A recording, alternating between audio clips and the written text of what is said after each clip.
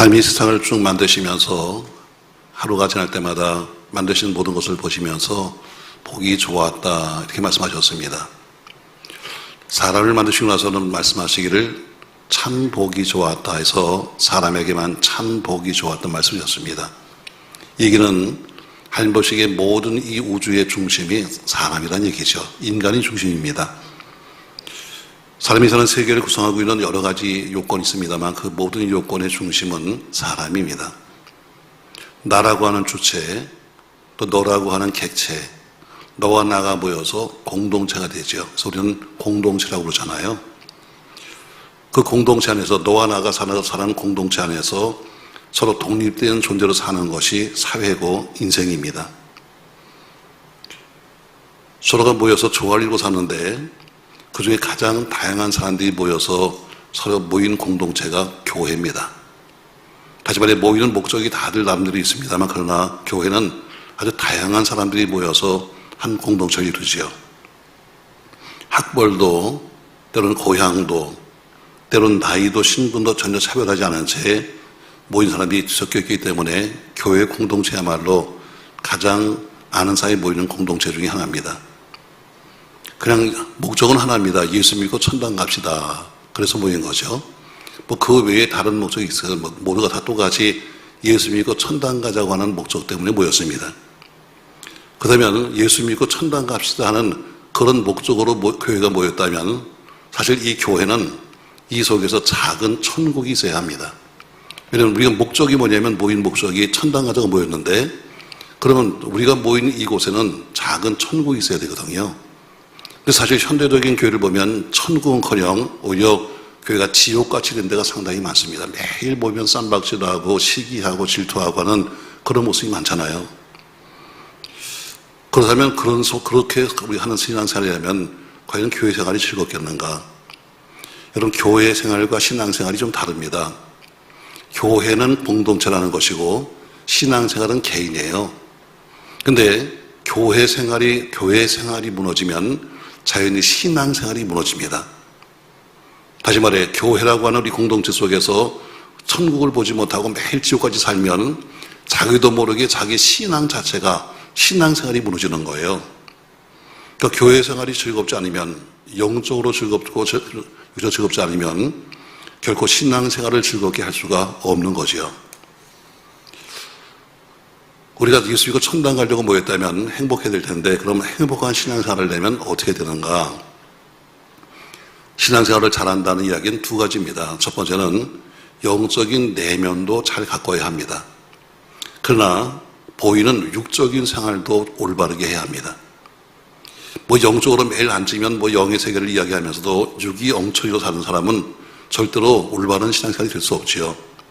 그러니까 쉽게 말하면 하나님만 아니라 사람 보기에도 좋게 살아야 된다는 이야기입니다. 그럼 그 비결이 뭘까?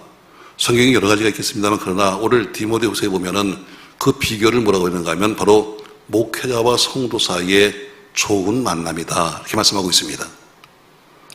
물론 성도들이 교회에 오는 목적은 하나님을 만나러 옵니다. 그러나 그 하나님 만나러 오는 과정 속에 대부분의 모든 일들이 거의 목회자를 통해서 이루어지기 때문에 좋은 목회자를 만나는 것이야말로 성도에게는 가장 큰 축복입니다. 마찬가지로 목회자는 좋은 교인 만나는 것이 평생의 복이지요. 바로 이것이 바로 좋은 목회자와 좋은 성도가 만나면 이것이 바로 행복한 목회, 행복한 신앙생활이 되는 겁니다. 사회적으로 본다면 큰 사람들, 유명한 사람들 뒤에는 보이지 않는 또 유명한 사람이 있습니다. 쉽게 말하면 오늘 본문에도 보니까 디모데라는 사람은 사실 혈통적으로 본다면 그렇게 큰 일을 할 수 없는 사람입니다. 왜냐하면 이 사람은 어머니는 유대인, 아버지는 헬라인입니다. 그러니까 이런 혼혈아로서는 한 목회자가 되기가 쉽지 않았어요. 그래도 불구하고 어린 나이에 몸도 약한데 디모데가 한 교회 감독이 됩니다. 근데 오늘 그 이유를 오늘 바울은 편지에서 뭐라고 말하냐면 내 어머니와 내 할머니의 눈물의 기도, 내 어머니와 내 할머니의 신앙을 네가 이어받았기 때문에 가능하다 이렇게 말하는 것처럼 디모데는 밖으로 보였지만 그러나 디모데 뒤에는 그의 할머니와 어머니의 눈물의 기도가 그를 만든 겁니다. 다시 말해 위대한 사람 뒤에는 보이지 않는 위대한 사람이 또 있는 것처럼 오늘 마찬가지로 사도 바울도 마찬가지죠.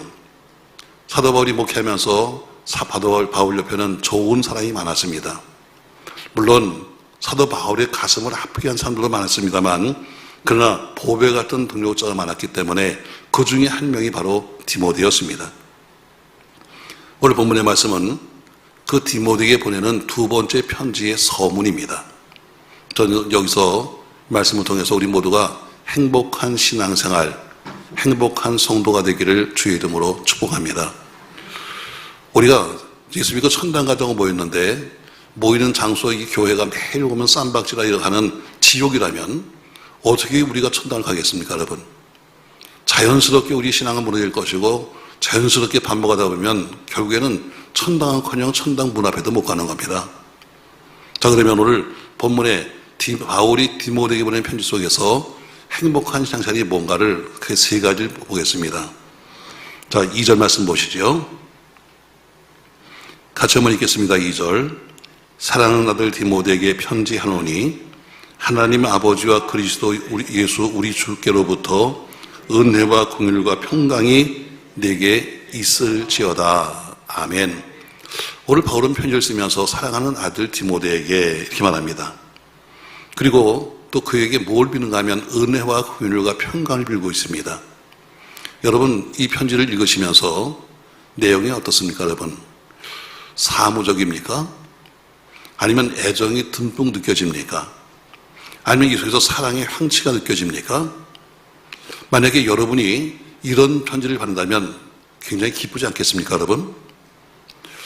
맞습니다. 사람들이 의사 교환하는 수단이 여러 가지가 있습니다. 요즘은 전화니 컴퓨터니 이메일이니 팩스 등 여러 가지가 있겠습니다만 과거에는 오로지 편지밖에 없었습니다. 사람이 가서 직접 이야기하는 구두적으로서라든지 아니면 편지밖에는 길이 없었거든요. 그러나 편지였지만 그러나 그 당시에도 글은 많았습니다. 정부에서 발행하는 관보 형식의 공문도 있었고 특히 사무적으로 말하고 있는 상거래도 있었고 물론 연인들끼리 주고받은 연소도 있습니다.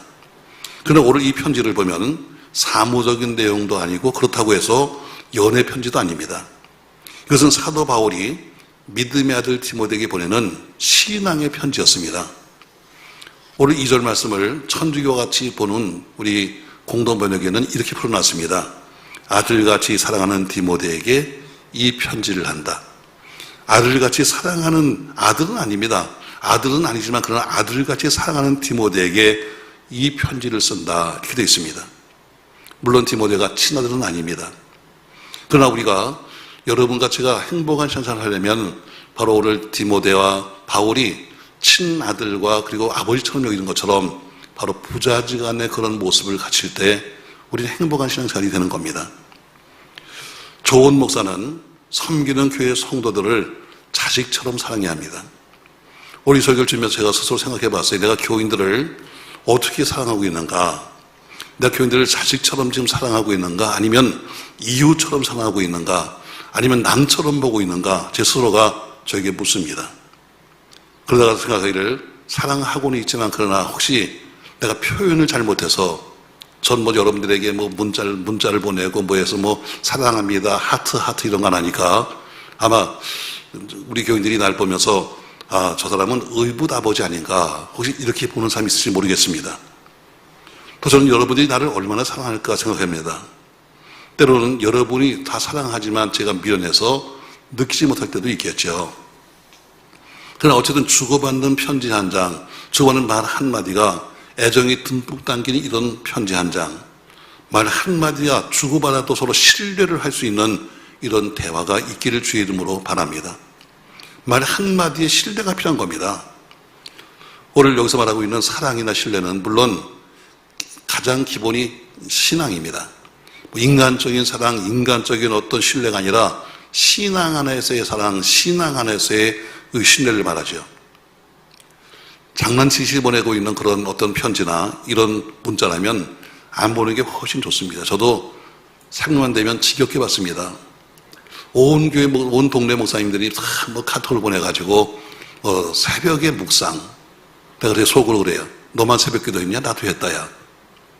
뭐 혼자서 한 것처럼 무슨 뭐 새벽에 묵상해서 다 뭐 천국에 보내고 새벽마다 남에게 무슨 보내는데 받는 사람이 지겹습니다. 그렇다고 야 보내지 마 이러면 또 뭐 나중에 또 욕할 것 같고 그러니까 오면 그냥 지워버리는데 이런 건 아무런 의미가 없습니다. 요즘 또 젊은 사람들이 아니라 젊은 사람들은 제가 이해합니다. 근데 나이 든 우리들도 세상에 나한테 보낼 때마다 그랬어요 저랬어요 이런 사람들이 있습니다. 이걸 내가 뭐 진정으로 받아야 되는 거야 농담하자는 거야 잘 모르겠습니다. 여러분 요새 젊은 사람들은 그게 이해가 돼도 우리 시대는 이해가 안 되잖아요. 아니 목사한테 문자 보내면서 그랬어요 저랬어요 하는데 잘 이해가 안 되는 거예요. 그러나 어쨌든 서로 말 한마디에 신뢰할 수 있는 사이, 말 한마디에 신뢰가 된다면 이것이야말로 행복한 거죠. 그래서 언제나 서로 자랑하는 관계가 되어야 합니다. 목사는 어디 가든지 교인들을 자랑하고 교인은 어디 가서 앉으면 목사님 자랑에 열을 내릴 때 그 교회가 행복한 교회요, 그 교회가 영적으로 잘못될 일이 없는 교회죠. 왜? 모두가 건전한 교회이기 때문입니다. 사실 우리 목사들이 모이면 했다 하면 입을 열었다 하면 전부 다 하는 이야기가 장로 욕하는 겁니다. 우리 경제 어떤 장로 어때서 무슨 뭘 씹듯이 매일 씹는 게 목사들입니다. 뭐 그러면 그렇다고 해서 뭐가 그렇게 좋아지는지 모르겠어요. 근데 열심히 씹습니다. 결국엔 쫓겨납니다. 이게 계속 반복되는 거예요. 여러분 그런 관계는 불편합니다. 서로가 만나면 자랑해주고 서로가 만나면 어디요? 사실은 그렇지 못하다 할지라도 좀 남에게 할 때는 좀 좋은 말을 하면 좋잖아요. 사도 바울이 믿음의 아들이라고 부르는 사람이 3명이 있습니다. 오늘 성견하고 있는 믿음의 아들 디모데 했잖아요. 또 디도에게는 같은 믿음을 따르는 아들 디도 이렇게 말합니다. 또 오네시모는 감옥에서 낳은 아들 오네시모 이렇게 하면서 3명을 믿음의 아들이다 이렇게 불렀습니다. 맞습니다. 여러분 오늘 바울은 그들에게 편지를 쓰면서 디모데에게는 디모데 전후서를, 디도에게는 디도서를, 오네시모에게는 빌레몬서를 쓰면서 그들에게 늘 권면하고 사랑의 말씀을 전했습니다. 오늘 본문의 말씀이 믿음의 아들 디모데에게 보낸 2번째 편지인데 오늘 굉장히 긴 장문을 쓰면서도 아주 짧게 엮여집니다. 왜냐하면 그 속에 사랑의 권면이 들어있기 때문에 받으면서도 굉장히 짧은 것처럼 여겨져요. 그러면 오늘 사도 바울만 그렇게 생각하느냐? 아닙니다. 여러분 오늘 이 편지를 받는 디모데도 역시 바울을 아버지처럼 생각했습니다. 디모데는 사도 바울이 1절에 보세요. 하나님의 뜻으로 말미암아 그리스도 예수 안에 있는 생명의 약속대로 그리스도 예수의 사도된 바울은 하면서 1절에 바울은 자기의 사도권을 말합니다. 이 얘기는 뭐냐면 사도 바울의 사도권을 많은 사람들이 이야기했어요. 교회마다 말합니다. 처음에 좋을 때는 전혀 말이 없다가 조금 사이가 나빠지면 야 저거 목사 맞아? 저거 사도 맞아 저거? 그 이유가 뭐냐면 사도의 가장 기본적인 조건이 뭐냐면 예수를 만난 사람입니다. 바울은 한 번도 예수를 만나본 적이 없어요. 그러니까 사도권에 항상 문제를 만드는 거예요. 그러니까 오늘 바울은 1절에서 내가 사도다. 나는 예수께서 사도시키셨어 하는 강조하고 있는데 디모데는 이것을 믿는 겁니다. 맞아. 우리 목사님 진짜 목사야. 남들이 뭐라고 해도 진짜 목사이면서 오늘 서로가 믿어지는 관계. 바울은 디모데를 아들로 믿었고 또 디모데는 그 바울에 대해서 전혀 의심하지 않냐고 믿어주는 비싸게 믿어주는 관계가 된 거죠. 요새 현대 교회들은 마치 교회 속에서 목사와 성도들이 때로는 남남처럼 이야기하고 때로는 경쟁자처럼 이야기하고 심한 경우는 원수처럼 이야기하는 경우도 많습니다. 여러분 이렇게 부자지간처럼 산다는 것이야말로 피차에 행복한 겁니다. 누가 뭐라고 해도 부자지간의 연을 끊을 수는 없는 겁니다. 그래도 마지막 가면 그래도 자식밖에 없지 남보다 나은 게 자식 아닙니까 여러분? 그러니까 오늘 여러분과 제가 행복하려면 마치 부자지간처럼 그런 관계가 교회 속에 있을 때 우리는 행복하게 되는 겁니다. 바울은 빌립보 교회에 디모데를 파송합니다. 남들이 말해요. 아니 목사님 주변에 목사가 저렇게 많은데 왜 하필이면 어린 디모데 보내는 겁니까? 왜 주변에 유명한 목사도 많은데 왜 하필이면 왜 디모데예요? 하고 묻습니다. 자 빌립보서 2장 19절 말씀에 이렇게 말합니다. 한번 같이 읽겠습니다.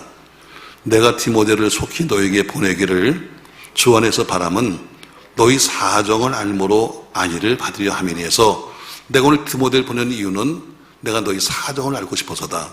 그리고 20절에 이유를 말씀하고 있어요. 20절 이는 뜻을 같이하여 너희 사정을 진실히 생각할 자가 이밖에 내게 없습니다. 내 주변에 그렇게 많은 사람들이 나를 따라서 쫓아다니지만 그러나 너희 진실하게 와서 너희 사정을 내게 말할 사람은 이 사람밖에 없어. 그래서 내가 디모데를 보내고 있다. 오늘 이렇게 말씀하고 있습니다. 그러니까 디모데는 사도 바울과 같은 마음으로 교회를 걱정하고 있다는 겁니다. 21절에 보면 이렇게 또 말합니다. 21절 그들이 다 자기 일을 구하고 그리스도 예수 일을 구하지 아니하되 디모데 연단을 너희가 안 하니 자식이 아버지에게 함같이 나와 함께 복음을 위하여 수고했느니라. 모두가 다 내 옆에서 매일 앉기만 하면 예수 떠들어도 다 자기 일에 빠져 살지만 그러나 오늘 디모데 연단을 하는 것처럼 디모데는 그렇지 않아. 그래서 내가 디모데를 보내는 거야 하고 대답하고 있습니다. 이렇게 진실되고 믿음직스러운 디모데를 나를 대신해서 빌립보교에 보내는 것처럼 서로가 같은 생각, 같은 마음 가지고 서로 살아가는 영적인 부자지간 될 때 여러분은 행복한 신앙생활을 할 수 있습니다. 그래야 신앙생활이 행복하고 그래야 신앙생활이 교회 생활이 즐거운 겁니다. 두 번째, 언제 우리가 행복한가? 자, 3절 말씀 보시죠. 내가 밤낮 간구하는 가운데 쉬지 않고 너를 생각하여 청결한 양심으로 초상부터 섬겨오는 하나님께 감사하는 것처럼 내가 밤낮 간구하는 가운데 쉬지 않고 너를 생각한다. 서로 밤낮 기도해주는 관계가 될 때 바로 거기가 행복한 신앙생활이 되는 겁니다. 바울은 기도하는 가운데 밤낮 디모데를 생각했다고 말하고 있습니다. 그러니까 기도하는 바울의 가슴 속에는 디모데가 늘 가슴 속에 자리 잡고 있는 겁니다. 저도 여러분을 늘 위해서 기도합니다만 그렇게 쉬운 거 아닙니다. 새벽에 여러분의 구역 편성표를 놓고 한 사람 한 사람 생각해보고 또 여러분들이 헌금에 나온 기도 제목들을 놓고 기도합니다. 근데 바울은 믿음의 아들 디모데를 위해서 밤낮 기도했다고 말하고 있습니다. 그리고 기도할 때마다 뭐가 생각이 났는가 하면 다음 절에 보니까 디모데의 눈물이 기억이 났다고 말해요. 눈물이. 디모데가 흘렸던 눈물을 기억하면서 내가 밤낮 기도했다는 겁니다. 디모데가 왜 울었는지 모르겠습니다. 그러나 믿음의 아들 디모데가 울었던 눈물을 기억하면서 내가 지금도 널 기억하고 있다 이렇게 말하고 있어요. 눈물은 여러 가지 의미가 있겠죠. 예수님도 3번 우셨습니다. 예수님도 요한복음 11장에 보니까 나사로가 죽었을 때 울었습니다. 또 한 번은 복음을 알지 못하고 멸망당하는 예루살렘 성을 보시면서 울었습니다. 그리고 한 번은 자신의 죽음을 앞두고 심히 기도하면서 우셨습니다. 또 예수님은 자신 앞에서 오는 여인들도 많이 봤습니다. 또 사도 바울은 말하기를 사도 바울은 나는 눈물의 목회를 했다고 말하고 있습니다. 그가 에베소에서 목회하는 동안에 그는 눈물로 목회했다고 고백하고 있습니다. 에베소 교회를 떠나면서 장로님들을 모셔다 놓고 고별 설교합니다. 그때 뭐라고 했는가 하면 여러분은 내가 3년이나 밤낮 쉬지 않고 눈물로 각 사람을 훈계한 것을 기억해 주십시오 이렇게 말합니다. 내가 3년씩이나 눈물로 당신들에게 훈계하고 교육했다. 그것을 기억해달라는 거예요. 바울은 고린도서를 쓸 때도 눈물로 썼다고 말하고 있습니다. 왜냐하면 고린도 교인들이 엉망진창이었습니다. 모이기만 하면 무슨 방언하고 예언하고 소리치고 난리치는데 살아가는 삶은 개판이었습니다. 그러니까 바울이 책망을 합니다. 그런데 책망하는데 그냥 하는 것이 아닙니다. 그 책망, 죄를 지적하면서도 그 마음이 얼마나 아픈지 바울은 울면서 이 편지를 쓴다라고 말하는 겁니다. 여러분, 자식을 야단치는 애비가 기분 좋을 애비가 있겠습니까? 자식을 혼내는 애비가 기분 좋을 애비가 있겠습니까, 여러분? 그러니까 그는 눈물로 이 편지를 썼다고 말해요. 왜? 내가 너희를 책망하는데 내가 눈물로 썼다는 것이죠. 바울은 빌립보 교회를 향해서 감옥에서 울었다고 말해요. 왜? 그렇게 한때는 좋았던 교회가 언제부터 변하기 시작하는데 이제는 많은 사람들이 십자가의 원수처럼 살고 있기 때문에 바울은 감옥 속에서 빌립보교를 향해서 울었다고 말하고 있습니다. 오늘 아마 디모데의 눈물은 정확히 이유를 모르겠습니다만 아마 이럴 겁니다. 디모데가 목사 안수를 받는 날 아마 많이 울었을 거예요. 왜? 지나온 날에 우리 성경에 보니까 내 눈물을 생각하여 너 보길 원하면, 얘기는 뭐냐면 그가 안수받으면서 지나온 과거 속에 있었던 자기들의 모습을 돌아오면서 내가 오늘 목사가 된다는 사실에 대해서 감격스러워 소명의 뜨거운 눈물을 흘렸을 거예요. 그러니까 그 눈물은 진실한 눈물이에요. 눈물도 거짓 눈물이 있습니다. 근데 올 디모데 눈물은 진실한 눈물이에요. 그 진실의 눈물이 사도 바울의 마음속에 지금도 있고, 그리고 그 눈물을 지금도 보는 겁니다. 저도 그런 눈물이 그립습니다. 말씀을 드리면서 두 눈에 눈물이 글썽거렸던 성도의 모습을 그립니다. 복받치는 소름과 하나님의 은혜에 대한 감사 때문에 눈이 붙도록 울며 기도하는 성도들도 있었습니다. 새벽에 기도 끝나고 다 남들 돌아갔는데 가지 못한 채 혼자 남아있는서 눈물을 흘리는 성도들도 있었습니다. 축도가 끝나고 교인들은 돌아갔는데 아직도 가지 못한 채 눈물을 흘리는 교인들도 있었습니다. 지난 금요일날도 한 여인이 통곡했습니다. 그 통곡 소리가 지금도 들리는 것 같습니다.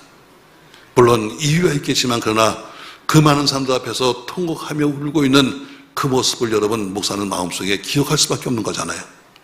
근데 오늘 디모데가 울었습니다. 근데 그 울었던 눈물이 오늘 바울의 마음속에 계속해서 기억나는 겁니다. 그래서 난 내 눈물을 기억하면서 지금도 밤낮 기도하고 있다, 이렇게 말하고 있습니다. 또한 디모데도 눈물로 살았습니다. 눈물로 사도 바울을 위해서 기도했을 것입니다. 사도 바울도 역시 눈물로 기도했습니다. 이렇게 목사는, 여러분 우리 교인들은 목사님 밥 먹어요, 이거 참 좋아합니다. 뭘 사드릴까요? 뭘 먹을까요? 목사는 먹는 것보다 여러분의 눈물을 먹고 사는 거예요. 목사는 여러분의 눈물을 먹고 사는 거고, 여러분은 목사의 눈물을 먹고 사는 겁니다. 이게 진짜 목회예요. 맨날 밥이나 먹고 놀러가고 이것이 목회가 아니라 서로 피차간에 눈물로 기도할 수 있는 사람이라면 그 사람은 행복한 삶이 될 겁니다. 사랑하는 성도 여러분, 전 그런 성도가 되기를 주의 이름으로 축복합니다. 서로 신뢰하고 사랑해야 합니다. 여러분, 오늘 사도 바울은 편지를 쓰면서 나는 내가 밤낮 간구할 때마다 널 기억한다, 이렇게 말하는 것처럼 오늘 서로 피차에 같이 기도해 주는 관계가 될 때 행복한 신앙생활이 될 수 있는 겁니다. 자, 세 번째 보니까 언제 또 우리가 행복한 신앙생활이 되는가? 4절 말씀 보세요. 내 눈물을 생각하여 너 보기를 원함은 내 기쁨이 가득하게 하려 함이라. 내가 너를 보고 싶어. 근데 이유가 뭐냐면 너를 보면 나는 기뻐. 바로 이겁니다. 너를 볼 때마다 난 기뻐. 바로 이것이 오늘 사도 바울이 디모데를 보고 싶은 이유입니다. 맞아요, 여러분. 목회자와 성도 간에 서로 피차에 만나면 힘이 될 때 바로 그 교회는, 그 생활은 행복한 신앙생활이 될 겁니다. 왜 사도 바울이 그렇게 디모데가 보고 싶은가? 오늘 본문처럼 디모데를 만나서 보는 것 그 자체가 바울에게는 기쁨이기 때문입니다. 오늘 편지를 쓰고 있는 이 장소가 로마의 감옥입니다. 지하 감옥. 믿음의 아들 디모데는 멀리 떠나 있습니다. 근데 지금 나이가 들어서 지금 사도 바울은 나이가 많고 이제 추워지는 겨울 앞에서 오늘 그는 믿음의 아들 디모데가 그리웠습니다. 지난날 디모데의 아름다웠던 신앙을 생각하면서 그는 더 보고 싶었습니다. 그리고 디모데를 만나면 내가 많이 기뻐할 것 같다고 오늘 말하고 있습니다. 그래 여러분, 교인은 목사가 그리고 목사는 교인이 그리워야 합니다. 서로 만나면 서로에게 기쁨이 되고 만나면 서로에게 위로가 될 때 바로 그것이 행복한 신앙생활인 겁니다. 제가 여러분의 가정을 신방하거나 혹은 여러분의 사업장에 신방갈 때마다 부담 갖지 마십시오. 여러분, 전 여러분이 오히려 기뻤으면 좋겠어요. 여러분을 만날 때 저도 여러분 기뻤으면 좋겠습니다. 그러면 우리 신앙생활이 행복해지는 거예요. 서로 만남이 기뻐지면. 교인들은 나한테 이런 얘기 자주 합니다. 목사님 기도해 주세요, 이런 얘기 잘합니다. 여러분이 아무리 기도해달라고 해도 그런다고 기도가 되는 게 아닙니다. 여러분, 내 마음속에 여러분이 기도할 마음이 생겨야 기도가 되는 거지. 여러분, 나 사랑해 주세요, 그런다고 여러분 사랑이 되나요? 아닙니다, 여러분. 사랑할 마음이 생겨야 되는 거죠. 그처럼 기도해달라고 아무리 지나가면서 이야기해도 기도가 되는 게 아닙니다. 기도할 마음이 내 마음속에 생겨야 되는 겁니다. 맞습니다, 여러분. 우리 교회 성도를 만나면 서로가 힘이 되고 기쁨이 되고 또 시원한 청량제가 되기를 주의 이름으로 축복합니다. 물론 모든 힘의 원천은 하나님입니다. 그러나 옛날처럼 모세처럼 하나님과 대면할 수도 없고 또 나사로처럼 예수님과 더불어 친구처럼 지낼 수도 없습니다. 그러니까 대부분의 그 힘을 어때요? 하나님의 종들을 통해서 주기 때문에 목회자와 성도 간에 서로 피차에 힘이 될 때 행복하다는 것입니다. 다윗에게도 친한 친구 요나단이 있었습니다. 그의 우정은 성경에 나와 있죠. 아버지 사울은 다윗을 죽이려고 쫓아다녔는데 아들 요나단은 그 다윗을 숨겨주려고 그렇게 애를 씁니다. 그러다가 결국엔 요나단이 먼저 죽어요. 죽은 다음에 사무엘하 1장 26절에 보니까 다윗이 뭐라고 소리치고 있냐면 내 형 요나단이여 그대가 나를 사랑함이 여인의 사랑보다 진하다 하면서 통곡했습니다. 바울에게는 여러 사람이 있었습니다. 보르시길라와 아굴라, 실라와 누가 이런 사람들 많은 사람 중에서 한 명이 디모데였습니다. 오네시모라는 사람도 있었지요. 오네시모라는 사람은 바울이 감옥에 있을 때 수시로 면회 왔으면 남들은 면회 오면 어때요? 갇혀 정치범을 면회하면 우리도 어떻게 될지 모르는데 오네시모는 많이 와서 찾아와서 바울을 만나면서 위로해주고 또 그리고 바깥 사정을 알려주었습니다. 그러니까 그런 여러 사람이 있었기 때문에 바울은 오로지 말씀에 붙잡혀서 하나님 일을 한 것입니다. 사랑하는 성도 여러분, 전 여러분과 저로 피차에 만나면 서로가 힘이 되는 은혜가 있기를 주의 이름으로 축복합니다. 제가 지난 금요일 날 그런 예화를 하나 썼어요. 한 사람이 어느 날 교회에 들어왔는데 얼굴이 새까만 남자가 뛰어들어왔습니다. 그래서 주일날마다 예배를 드리고 가는데 전혀 누군지도 모르겠고 그리고 그 사람은 뭐 하는 사람인지도 전혀 등록을 하니까 모르죠. 근데 어쨌든 얼굴을 봐도 새까만 게 사람 병자 아닌가 할 정도로 그렇게 얼굴이 새까맸습니다. 한 3개월 정도 오던 사람이 어느 날 목사님께 목사님 식사 한번 대접할게요. 그래서 식사를 하게 됐습니다. 그분이 말합니다. 저는 사실 지난 3개월 전에 간암 선고를 받았습니다. 당신은 앞으로 석 달밖에 못 삽니다 하는 간암 선고를 받고 어떻게 하면 내가 살 수 있을까 하는 가운데 누가 말하기를 한번 교회 가봐라 해서 교회에 처음 들어왔습니다. 근데 어디 가도 난 집에 가도 우리 집사람이 당신은 3개월밖에 못 산대. 회사 가도 당신은 3개월. 또 의사가 봐도 당신은 곧 죽어요. 그래서 어디 가도 죽는다 그러는데 그 목사님은 항상 인사할 때마다 샬롬 하고 인사했습니다. 저 문 앞에서 항상 처음 나가는 사람한테 말하기 뒤통수에 대고 샬롬 하는데 이 사람은 교회에 처음 왔으니까 뭘 들었는가 하면 살롬으로 살롬. 남들은 다 나만 보면 죽을 놈 하는데 목사님만 날 보고는 항상 살롬 하니까 소망이 생겼습니다. 나도 살 수 있다. 세상에 딴 사람은 다 죽는다 그러는데 세상에 목사님은 내 뒤통수에 대고 넌 산다 하니까 제가 소망을 가졌습니다. 그리고 3개월 지났는데 저도 이제 살 수 있는 가능성이 생겼습니다. 교회는 이렇게 힘을 얻어야 됩니다. 샬롬 했는데 어때요? 살롬으로 되는 거예요. 맞습니다, 여러분. 그렇게 신앙생활이라는 것이 어때요? 서로 오면 피차에 힘을 주고 피차에 어떤 위로가 되지. 오면 인상을 쓰고 오면 눈을 찢고 앉아있으면 어떻게 신앙생활을 하겠습니까, 여러분? 목회다 보면 상처도 많이 있습니다. 그러다가도 때론 여러분의 기도 소리에 힘을 얻기도 하죠. 때론 여러분의 기도 소리에 힘을 얻기도 하고 얼굴 보면 기쁘기도 하고 또 때론 여러분이 나한테 전화해서 목사님 아파요 할 때마다 어떤 때는 제가 화가 납니다. 나도 아프지만 세상에 왜 아픈 거야? 왜 저러는 거야? 왜? 이게 애비 마음입니다. 사랑하는 성도 여러분, 그러나 꼭 그런 사람만 있는 것은 절대 아닙니다. 바울도 그렇게 많은 주변에 좋은 사람이 있었음에도 불구하고 자기 배만 섬기면서 아첨하고 공교하게 있다가 순전한 사람들 마음을 훔쳐가는 그런 사람들도 주변에 있었습니다.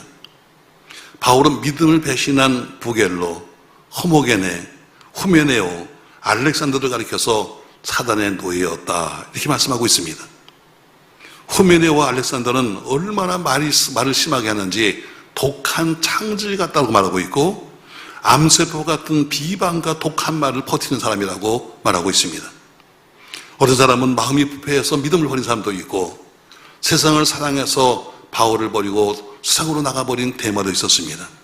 그러나 그런 사람만 있는 것이 아니라 끝까지 남아있는 누가도 있었고, 한때는 서로 불편했지만 그러나 나중에 돌아와서 다시 바울을 섬겼던 마가도 있었습니다. 바로 그 중에 한 사람이 디모데였습니다. 사랑하는 성도 여러분, 전 이렇게 결론 맺고 싶습니다. 여러분의 신앙생활은 행복하십니까? 여러분의 교회생활은 행복하십니까? 목회자, 성도, 우리 모두가 다 똑같이 귀한 시간을 내서, 여러분 일생이 이렇게 긴 거 아닙니다. 함께 신앙생활을 하고 있는데 피차에 피곤한 사이, 피차 미워하는 사이가 되면 그것이 좋겠습니까? 부모와 자녀가 행복합니까? 부모와 자녀 사이가 이웃 사람이나 동창만도 못한 사람이라면 여러분 불행한 거죠. 서로 기도하는 사이가 될 때 행복하게 되고, 서로 피차에 보고 싶고 만나고 싶은 사람이 되면 피차에 행복할 겁니다. 전 여러분 그런 성도가 되시기를 예수님의 이름으로 축원합니다. 우리가 한 가지 목적으로 모였습니다. 예수 믿고 천당 가자는 것 빼놓으면 우리가 모여야 될 이유도 없고 만날 이유도 없는 겁니다. 그러면 예수 믿고 천당 가려면 우리가 사는 이 땅, 이 자리가 지금 작은 천당이 돼야 합니다. 여기서는 지옥에 살다가 천당에 가겠습니까, 여러분? 교회 속에서 작은 천국을 맛보고 있다가 영원한 천국으로 가는 거죠.